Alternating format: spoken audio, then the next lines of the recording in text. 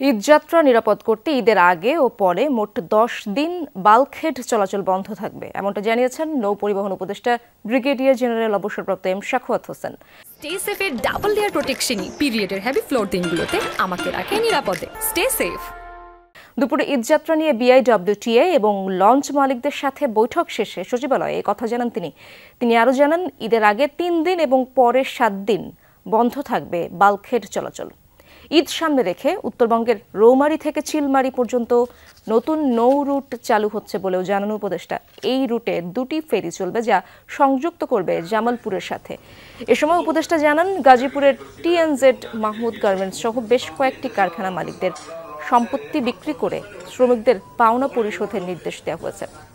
28 মের মধ্যে বাড়ি বিক্রি করে টিএনজেড কর্মীদের পাওনা পরিশোধের সিদ্ধান্ত নেওয়া হয়েছে। অন্যথায় বিদেশে পালিয়ে যাওয়া ওই মালিকের বিরুদ্ধে রেড অ্যালার্ট জারি করা হবে।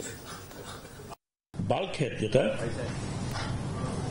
আপনারা জানেন বালিকারি করে, সেগুলাকে 5 তারিখ থেকে মানে ঈদের 3 দিন